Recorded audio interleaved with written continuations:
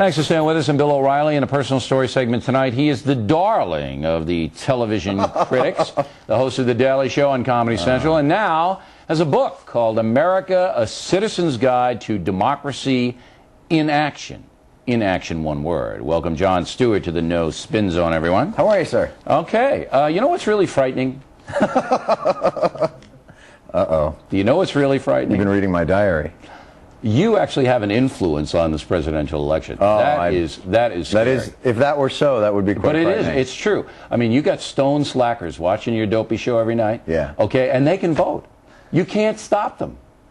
Yeah, I just don't know how motivated they would be, these stone slackers. Yeah, it just depends if they have to go out that day. What am I, a Cheech and Chong movie? Stone slackers? Come on, you do the research. You know the research on your program. No, we don't. 87% are intoxicated when they watch it. Oh, you no, didn't see that? No, I didn't realize that. Yeah, we have that day. We come on right after, I believe, puppets that make crank calls. Yeah. So we are, I think, the appropriate and it's a great lead-in for you. I had some wonderful But the puppets can't vote, but these dopey kids who watch you can. They actually can. In Florida, they can now. Puppets can vote in Florida? They can, as long as they vote Republican. And they haven't committed a felony. And they haven't committed a felony. That's exactly right. But you do have some influence. Now, how do you see that? You have influence.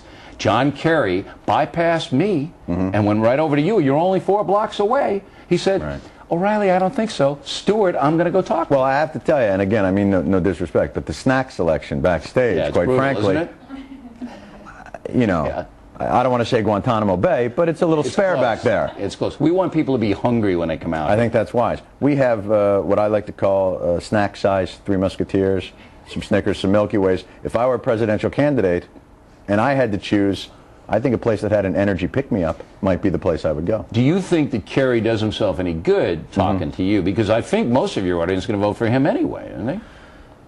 The stone slackers. If I thought honestly that their strategy hinged upon his coming and talking to me, I would suggest that they are in some deep trouble. I don't know. I feel like if we don't have an agenda of influence.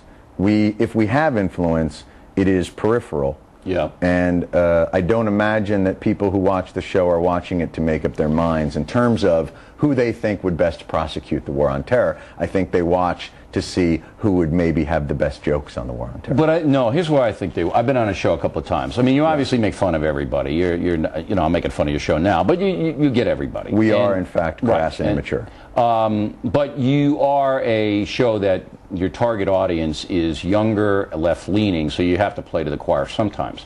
But the real estate is younger just because it's Comedy Central. And it's at 11 o'clock at night. I don't know if it's left-leaning. I mean, would you suggest that that blue-collar TV show that does all the, like Foxworthy and all that, you'd consider that a red state show? You know, it's Foxworthy and Bill Engvall. Oh, yeah. Okay. They're our lead-in on Monday nights, and there's really no difference between... Okay, but even so, younger people tend to be a little bit more, Now, when you say younger, are you talking 9, 10? What are we talking here? I'm talking about 18 and 25, Done. The people who are on your intellectual level. Thank you. They seek that. Yes. They know the lingo. You do ask some serious questions, too. Very, very rarely, every now and again. Well, you asked me why I was such a bad person, didn't you, or something like that? Wasn't that a serious question? Did I ask you why you were a bad person? Yeah, I think so. No, why are you the scum of the earth, O'Reilly? I think that's the way you put it. No, I wouldn't have put it that way. I think I would have done it, why do you have such je ne sais quoi? Yeah, something French. We're boycotting French, so I couldn't answer By the way, question. I think I couldn't agree with you more about the French thing. They are such an important country, and I think really deserve a boycott because of the influence they wield in the world. Well, I know you don't do a variety of cheeses. I was just going to say that. You have to have your brie before you go on. Do you really believe France is in any way worthy of a boycott? I do. I think France has really hurt the USA, to be all serious. Really? Yes, I do. More than like Saudi Arabia. You would advocate a boycott? No, I'm not going to say more than Saudi Arabia, but I'm saying we do a lot of business. Why not boycott them? France is supposed to be our friend. Saudi Arabia. Since when? We're our customer. Since the revolution, they haven't been our friend. Okay. When you get a guy like Kerry on, and again, he bypassed me, so I took it personally. He went over to talk to you. But you and I are not competitors. Let's be frank about that. We're on our second rerun on The Factor. I don't mean in terms of, we're not competitors in terms of content. You're a news show, and we are a comedy show. But what do you want the audience to get out of your discussion with Kerry? Just yucks or anything else? First of all, I so rarely refer to it as yucks. Yeah. And I think you should reconsider. Okay, I'm sorry. It's a comedy show about things we care about, So naturally, it's informed by relevant issues and important information. What do you think Kerry wants to get out of coming on your show? Like he wants to get what any politician does: access to a new constituency. He wants to get what any marketers. That's exactly right, because the stone slackers. This election is going to rely on the undecided. Who is more undecided than people who are high? Right, that's for sure. Right now, they're thinking to themselves, ice cream or pretzels? Ice cream or pretzels? Don't you think that these guys want to be hip? When McCain goes on with you, Bush hasn't been on with you, right?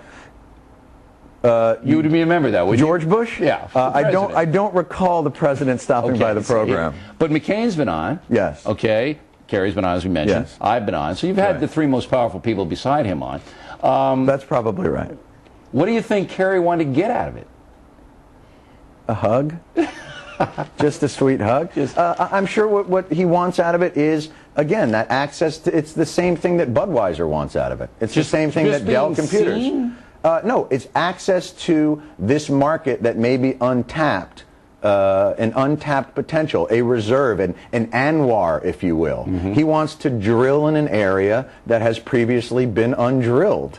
And don't make a dirty remark about that, because I see it coming. All right, your book But what do you think he wants out of it? I think he wants to be hip. I do. I think going on your show is a cachet, and he's considered a hipper candidate than the square. So you think it's not? He's not looking for votes. This is a middle-age crisis. This is a midlife crisis. He just wants to get that tag that he's with it. That's all. And he probably wants to get hair tips from you. Look at the hair; it's perfect. All right, Jon Stewart, buy his book. Here he is, and I'll see you on your show in a couple of weeks. You will see me on my show. Right back with Dan Rather. How can you not watch it?